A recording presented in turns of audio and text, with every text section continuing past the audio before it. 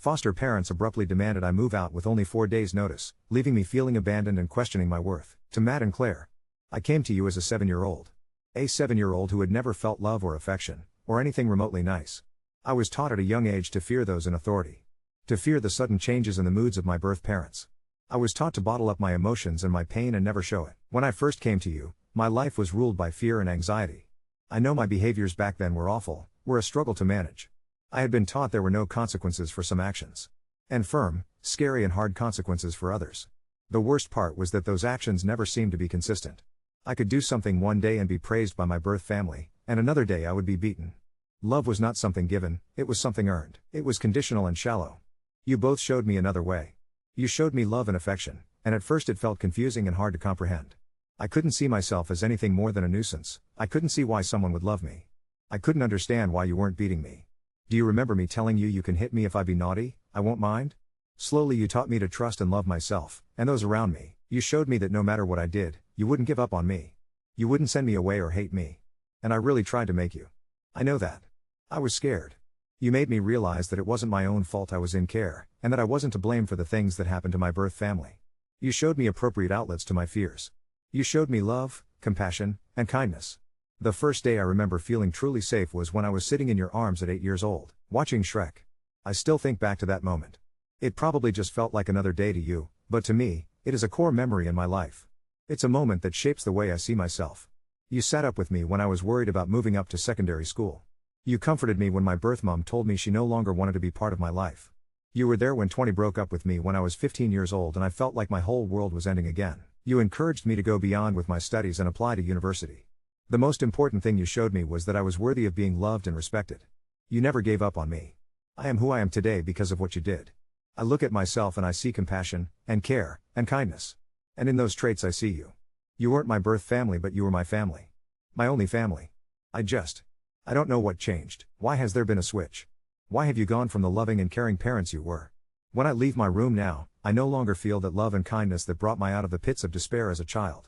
It's almost as if you have completely altered the way you see me, and I just can't understand why. A few days ago you told me I had to move out. You gave me 4 days notice to leave my family. You sent me back into feeling like that child at 7 years old. I'm not saying this to guilt you or to ask you to let me stay. That has passed now and unfortunately I don't think I'll ever be able to see you the same way again. I understand if you were hard on money or if you wanted to help another child like me. But why not talk to me? Why spring it on me and then act like I don't matter? Why tell me it's just business? Did you think that would make it hurt less? Since you told me my whole life has been turned upside down and I don't know how I will make it to the other side. If I had felt like this a few weeks ago, do you know who I would have gone to? I would have gone to you. I would have told you my worries and my fears, and you would have said the exact right thing and then we'd sit together and watch some awful TV show. And now, I have no one again. I feel like I'm being told for the second time in my life that I don't deserve a family. And this time I have no one to pick me up off the edge. That was always you, Mom and Dad. It was always you I could rely on.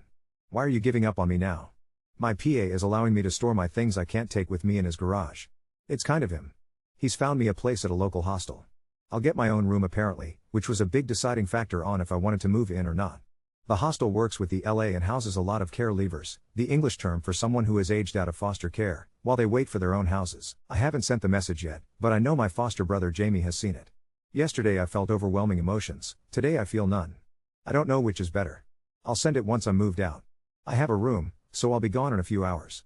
I still haven't spoken to them, but I just can't face it anymore. I am sick of being anxious and stressed about this.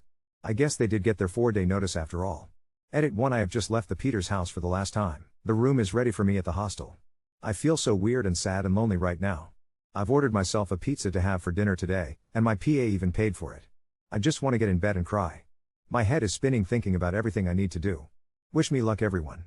Edit 2. I want to clarify something. I was hurt and in shock when I wrote my first post, but I want to make it understood that I was never eligible to be adopted. At first, the end goal for me was to reintegrate me into my birth family.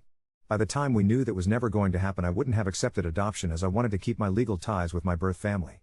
The Peters always told me it didn't matter that I didn't want to be adopted, and they loved me the same anyway. Maybe it wouldn't have changed anything, or maybe it would have.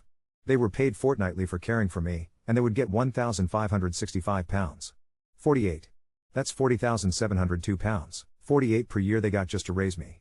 Which is about $52,295. 77. I keep thinking about that number. Was that all I was? I wonder what I would change if I could go back in time. Edit 3, I am settled in the hostel now. It's not exactly luxury, to say the least. But at least I'm here now. I sent the text message, very slightly altered from the one I wrote yesterday. And then I left the group chat. I also posted it on Facebook. That was probably the wrong thing to do. I don't know. Update 1, I want to put everything behind me. Claire rang me crying, saying she had no idea I felt like this. How? How could she not know? She said she was sorry and begged me to come back. God. How do I ruin everything? She was telling me all these things about how she regrets the past few days so much and wishes she could take it all back. I said this is not fair. She cannot throw me out and then call me crying. I said it's manipulative. She just kept saying sorry. She said she loves me and wants me to come home. Jesus. This is just a lie, right? She must have known. Am I the bad person here? I feel so confused I don't know what to do. I just hung up and then she started texting me and I blocked her. But now I feel like I'm the bad person here. I'm so tired of this. Of all of this. I want nothing to do with any of them. I don't think Reddit is good for me. I'm not sure any of this is good for me. I'm going to delete the app. Sorry everyone. Update 2, I am Jamie Oop's brother. I was not going to comment on this online as I did not feel it was my place. But I have permission from Oop for everything that I'm going to share here. This is a throwaway account which was requested by Oop if I was going to comment on here. I am just going to give Oop a fake name because it's easier than saying Oop. I will call him Ollie. Ollie is active on this thread but said he does not feel up to responding to anyone. I am currently with him now and he is safe. I'm looking out for him. Being truthful, I am as confused about everything that has happened as everyone else. I have tried talking to my parents and can't get any sense out of them. At first they told me that Ollie was choosing to move out against their wishes, which seemed really out of character to me. I tried talking to him but he seemed off with me and distant. I knew that something must be off because everyone was acting weird in the house. My parents were refusing to talk about it and I thought it was because they were hurt, not because they were lying. Ollie is the first person that we have had age out of foster care while they've been a member of our family. But that's no excuse for how our parents have treated him over the past couple days. Which is even more confusing as I always thought they had a better relationship with Ollie than they did with me. I'm the fuck up of the family and Ollie is like their success story. Our parents foster through an IFA or independent fostering agency here in England. There is a rule that there must be at least one full-time stay-at-home parent while they have a fostering placement with them. But still one of them could have gone out and got a job if they were really hard up for cash. When I left, which was when I saw the letter Ollie wrote on Facebook, our mom was an absolute mess, sobbing and crying on the living room floor, and dad had locked himself in the bathroom. I feel so lost for words as it's so hard to describe what is happening because I feel as confused as the rest of you when I brought up my concerns about them potentially doing the same thing they did to me to another child. I was told they were going to be given extra guidance and support when children reach 17-18 and ensuring everyone is on the same page about staying put orders. That's it. Nothing else. Extra guidance. That's all. Extra guidance, is that even a slap on the wrist? My PA told me that they were unfortunately within their rights to ask me to leave after I turned 18. I said about how they told me it was a business decision and they told me that unfortunately financial does come into decisions like this. Is that all I am, a financial decision? Does this system seem fair to anyone? I feel like I'm losing my mind. There should be more of a punishment for them. I'm not saying they should be banned from fostering again. I don't know. I still feel all in a tizzy, my mind just going crazy. I keep saying I'm not going to add anything else to this account, but I genuinely have no one else to talk to about this. Jamie, as nice as he is, doesn't understand me. And my friend just doesn't get it at all. This is my side of the story. Well, not just my side, but this is the truth. Richie first came to live with my family when he was 7 years old. By this point of his life he had been by this point kicked out by his mom and by not one but two different foster families. This is because his behavior as a child was nothing short of demonic. This is a fact he conveniently left out of his telling of his life, by the way. When he first came to live with us, he smashed about 3 of our TVs within 3 months. He had given my dad a black eye and bloody nose when he was trying to restrain Richie from smashing another one. Richie also broke the tail of our cat by slamming it into a door purposefully and stuck chewing gum in the ears of our family dog, something we didn't know until the dog went for a haircut weeks later. And this is just scratching the surface of what he did to our family. Richie wants to portray himself as this wonderful, amazing person on here for all the people who don't know him. That's because he can't portray himself as a victim in real life. Do you know what the next step for Richie was if he didn't come live with our family?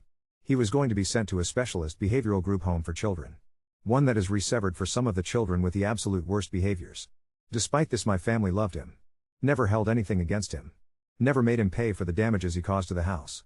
Nothing. We just cared and loved him like he was a real part of our family. And do you know how he repays us for that love? Puts in a formal complaint with his pa that we failed him. Says it wants it marked on my parents' files. I told him that was too much. That if he did that I wouldn't support him. Yes, my parents made a small mistake and quickly fixed it by saying he had until the end of the month. My parents are some of the most experienced and well-regarded foster parents in their agency. They are well known for taking in extremely troubled and problem children like Richie and fixing them or at least helping. So when my parents got a call saying there was a little boy around the same age Richie was with a similar past of being kicked out of foster families. They said every other foster family they tried has refused him. And he was going to be sent to a group home. They requested my parents to take him because of their proven track record. Richie couldn't even read when he came to live with us, and now he is going to a prestigious university and studying classical education. Think about that for a moment. Another innocent boy was going to be sent to a group home unless my parents could take him. Now he's starting going on all this shite saying it's unethical for my parents to take another child when they said they would keep him? But does he really expect the child to be sent to a group home? Does he want that? The things that Richie called me earlier today were so insanely hurtful and mean and uncalled for. I have done nothing but support him since I found out, and now he repays me like this. I even convinced my parents to send him some money, which they did BTW, but oh woe is me, they don't want me anymore. They said he is welcome any time that he wants in the house and as often as he likes. They never threw him away. And now has put in the complaint my parents have said I need to get a part-time job, after everything I did for him. My family fixed him. End of. Without us, he'd probably be a drug addict living on the street.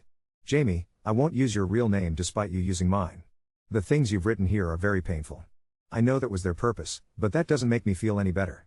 The things you've shared about me are deeply personally and private. You know my past, you know what happened to me before I was taken into care, and yet you say these things? What you've shared publicly about me hurting animals when I was younger are some of my most shameful memories.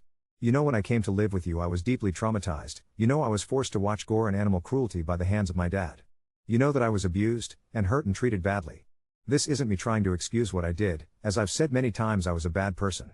I did a lot of horrible things to everyone. And I regret them intensely to this day. They were actions done by a traumatized boy trying to gain any element of control over his life. Does that make it okay? No, it doesn't. I'm truly sorry if the way I acted as a child has left such a profound impact on you even today, that you would feel the need to expose my trauma, my life to the world. When I wrote my posts, I never targeted anyone. I have said from the start that I think your parents were great foster parents and really helped me. I am sorry for the way things went earlier today. I am sorry for the way I acted as a child. But I thought you were different. Genuinely believed you were different. I hate to see all of this caused by the greed of mom and dad.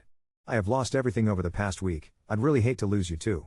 No matter how stupid and idiotic posting this was, I won't even mention it again if you just delete it now. It will be forgotten. Please. Another post from Jamie a few days later. Everyone, I am sorry for the way I acted the other day.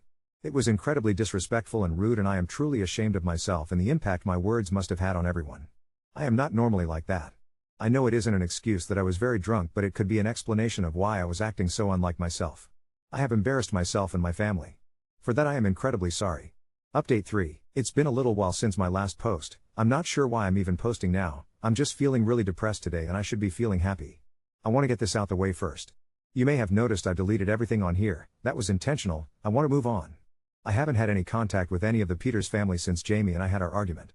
I don't want anyone to interact with Jamie if he posts more. He is just attention seeking. If people have a copy of what Jamie wrote, I would appreciate it if you deleted them / didn't share them anywhere.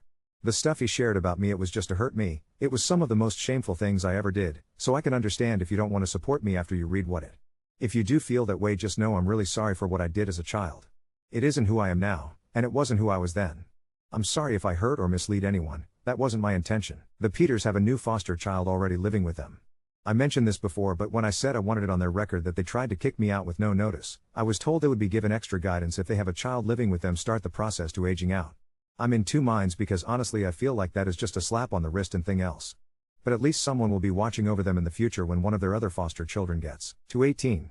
I have some good news today. My PA got in contact with my first choice university, which is also the uni he went to, and he somehow got them to convert their conditional offer into an unconditional offer, which means no matter what grades I get from my A-levels I get to study there. I don't even know how he managed to do it. I am so grateful for it.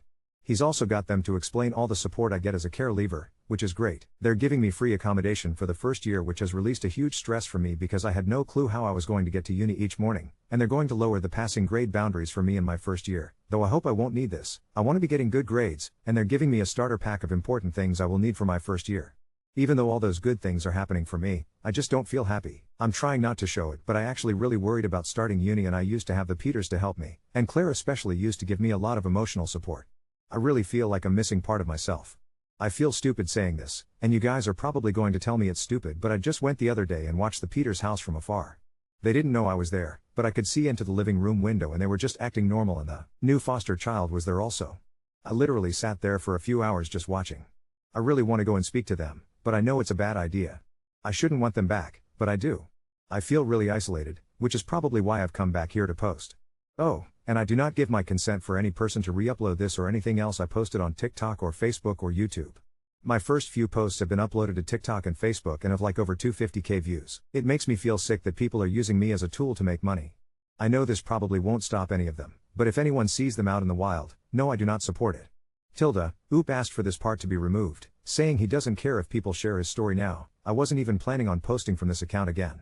I haven't posted in almost 2 weeks and have no way of contacting the Peters, but they clearly watch this account. So I just want to put out there that I will not be scared into silence. I will not be threatened or bullied. If I want to speak my story, I will. I have not named any individual or family in any of my posts. None of my posts have been lies and I have always spoken only from my own perspective.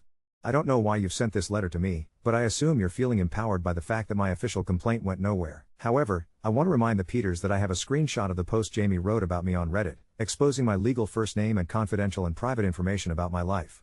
I did not include this information in my initial complaint, but you know as well as I do if I choose to pass that on you will be in deep shit. I don't want to be part of your lives anymore, you clearly do not want to be part of mine, so let's just leave it there. Do not try to threaten me again, otherwise I will expose everything I can.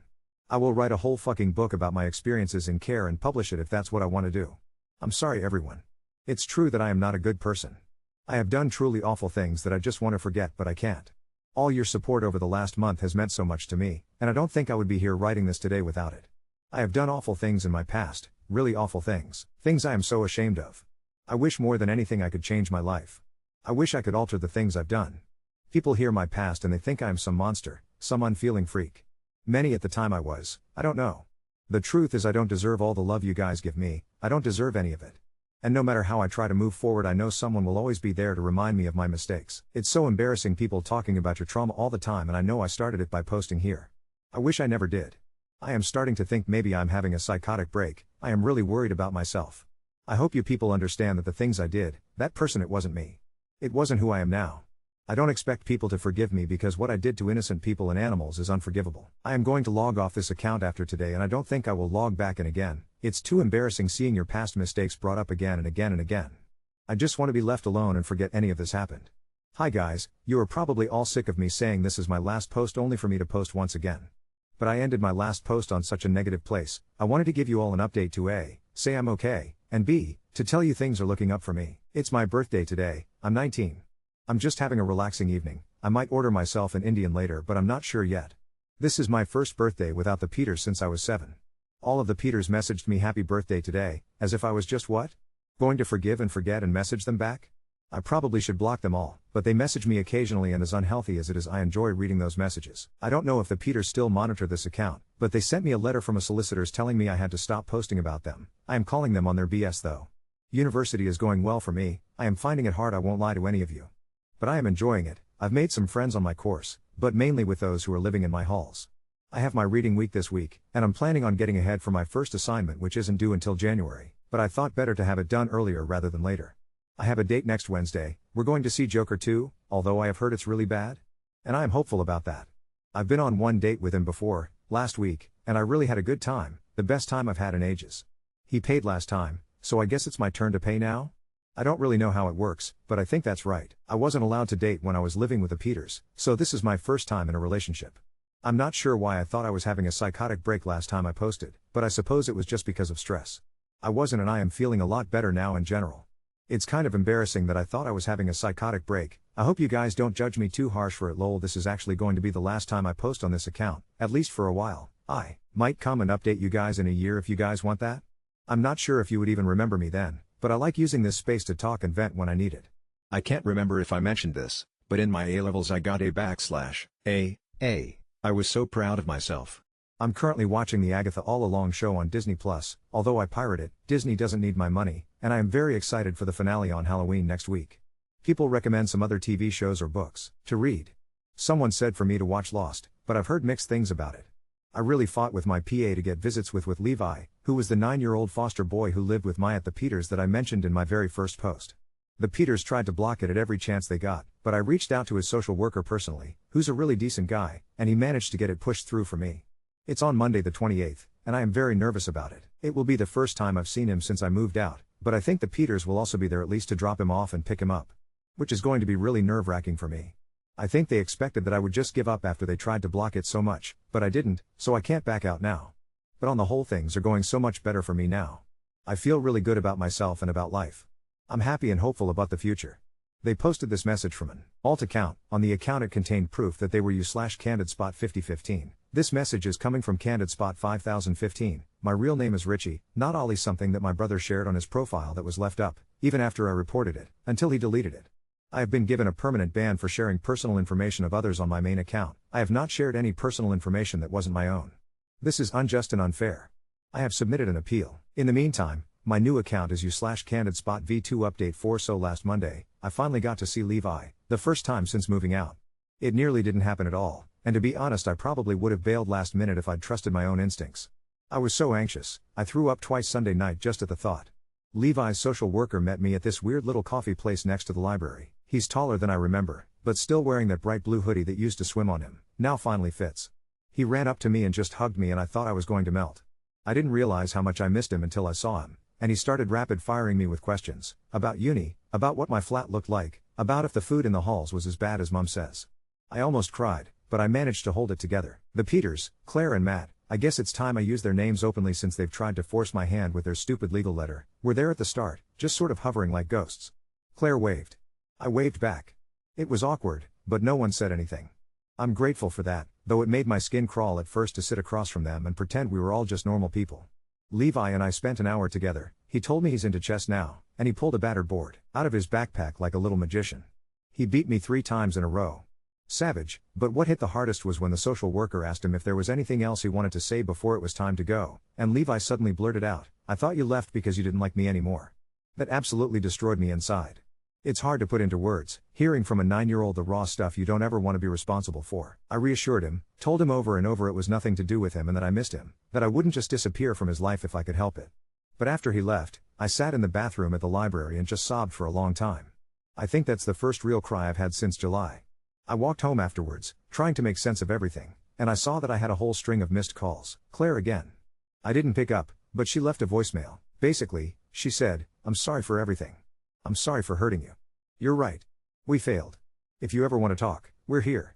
That's the closest thing to an actual apology I've ever had from her. I saved it. I still haven't called back. The rest of this week's been sort of wild. I learned, through a mutual friend and then confirmed by Levi, that Matt and Claire's new placement, a 10-year-old boy named Lucas, had a really bad week. He apparently trashed their living room and locked himself in the bathroom for hours, enough that they had to get outside help. Supposedly, Claire said, "It's just like last time," meaning me. That stung, but in a weird way it made me feel vindicated. Maybe they're being forced to face the consequences of just cycling through troubled kids instead of dealing with the underlying issues. Levi said he heard someone from their agency is actually coming to observe the household more regularly now, and not just offer extra guidance, so maybe something is happening, even if it's small. Uni is hard, and at the same time, life-changing. I had my first panic attack in a lecture hall last Thursday. Someone's phone alarm went off, and it sounded a lot like the buzzer we used to have at the Peters if someone opened the back door. Don't ask lol. I don't remember getting out of the hall, but next thing I know I'm sitting on the grass outside with some girl from my course. Her name's Priya, by the way, talking me down until my breathing evened out. She stayed with me for an hour, and since then we've had lunch every day. For the first time, I really felt like maybe I'm building something of my own, not just living as a guest in someone else's life. I wish I could say my romantic life is thriving, but no, it's a disaster. The date I mentioned? Went to see Joker 2, which was somehow both the worst and weirdest film I've ever sat through. I tried to have fun, he tried to be polite about what a dumpster fire the film was. We ended up walking the city for an hour afterwards, not talking about anything important, and by the end of it he told me he didn't think we were quite a match. It actually didn't sting as much as I thought it would. I felt, for once, kind of okay with it all. So, here's where it gets spicy. Last week, I was contacted by the local authority, not the usual social worker, but some serious-sounding person from Fostering Standards. Apparently, they'd been forwarded my Reddit posts by someone, as well as the posts Jamie made about me. Yes, Jamie, if you're reading, thanks a bunch, mate. They wanted to make sure I was safe and also to ask if I'd be willing to share more of my experience with their policy review panel, not just as a formality, but for the purpose of developing real guidelines for staying put transitions. I didn't decide straight away, but after thinking about it, I agreed. I'm going to a panel in March to talk about how it actually feels to be left in limbo. I even got to see a draft of their new protocol. They asked my opinion, something as small as minimum of 2 months notice and pre-eviction support for care leavers. I don't know if it'll change anything, but that's one more thing I have that I didn't have last year, a sense of power over my own story. And, for anyone morbidly following the Jamie drama, he texted me to apologize, again, after I'd asked him to leave it alone. He ended up sending me this rambling, awkward email about how he's in therapy now, how he didn't realize how bad things were for me because at least you were loved, which is backward, but I get where he's coming from. We're not friends again, and maybe won't be, but I'm not angry anymore. I actually hope he finds some peace with his own stuff. I'm still battling that guilt, wondering if, like Levi, there'll be another guardianless kid left feeling like it's their fault, or if I was just inconvenient at the wrong time. In therapy, we're working on that. My therapist had me write a letter to my 7-year-old self, and reading it back, I realized there was a lot I needed to forgive. So, for the first time, I'm looking at next month and actually feeling excited. So where am I now? I'm sitting at a cheap desk in a freezing student hall, eating 2-day-old curry with a glass of, probably off, milk, watching the streetlights flicker through my window. For once, my life isn't all drama and crises, there's a normalcy to it, a stability I've never had. And for the first time, when I think about family, I don't feel angry or hurt. I feel sad, sometimes. But more than anything, I feel free. If you're a care leaver who comes across this, or anyone going through your own mess, I hope you'll take this as proof that things can get better, even when you're sure they can't. I'm not magically fixed, but I'm not broken anymore, either. I'll actually come back in a year for a real update if anyone wants that. Or maybe even before if something utterly ridiculous happens, like, say, the Peters get booted from fostering and take up competitive chess. For now, though, thank you for reading and listening and being gentle with me, even when I couldn't be with myself.